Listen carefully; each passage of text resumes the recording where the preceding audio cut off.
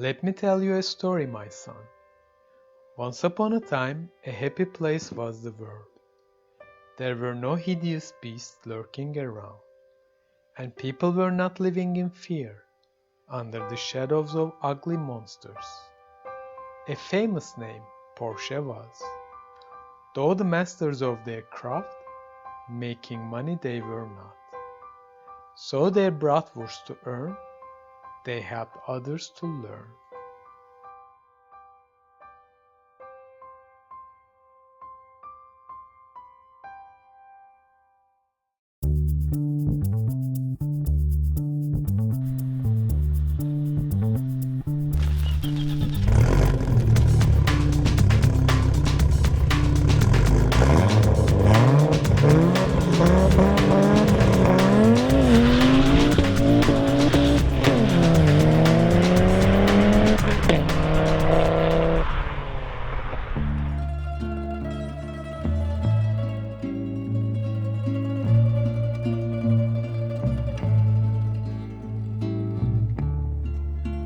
Sometimes creativity is the byproduct of financial troubles, which Porsche and many other brands faced during the 90s.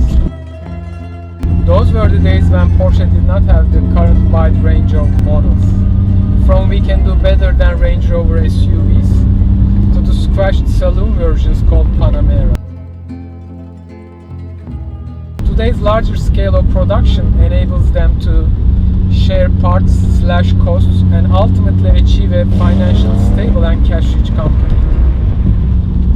I'm not fond of Cayennes or Panameras, but as car enthusiasts, we should be thankful that these models exist and provide Porsche with the means to produce exciting sports cars.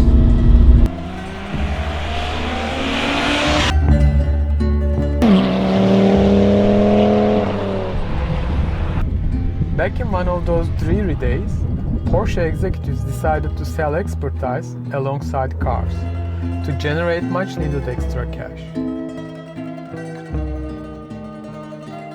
Thanks to this approach, the world has seen the likes of Mercedes 500e, but more importantly this very car, the world's first super estate that had the ability to shame supercars.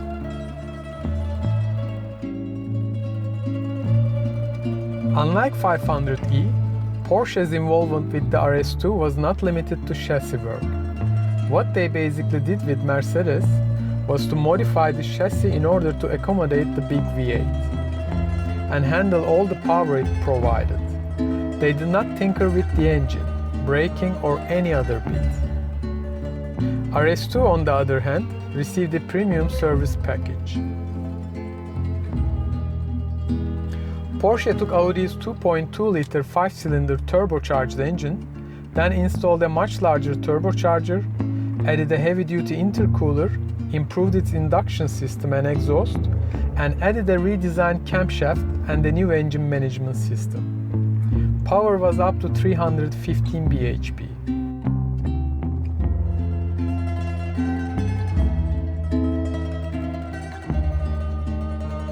RS2 also got brakes from the 968 Club Sport and wheels from the 911 Turbo.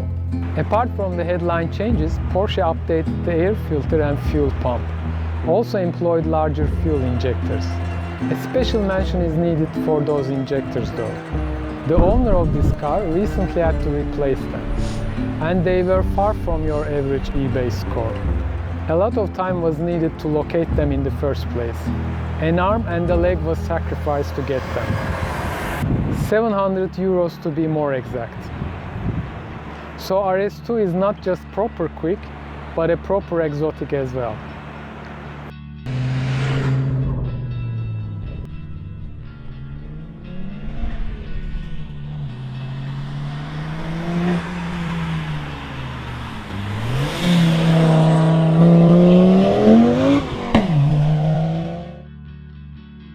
This was not the first collaboration between Audi and Porsche.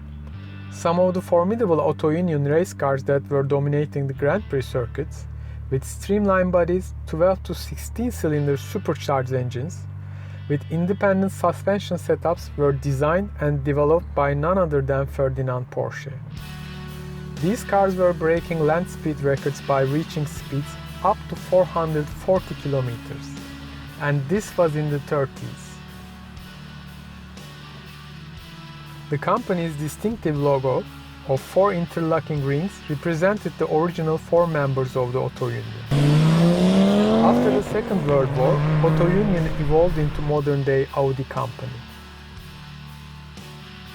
And before going back to our fast Smurf, here's a bit of a trivia for you. The nickname Silver Arrows did not stand for Mercedes race cars only, but the unpainted bare metal bodies of Auto Union cars as well. Although much of the car's underpinnings were manufactured by Audi, assembly was handled by Porsche in Zuffenhausen, Germany, which also produced the famous Porsche 959.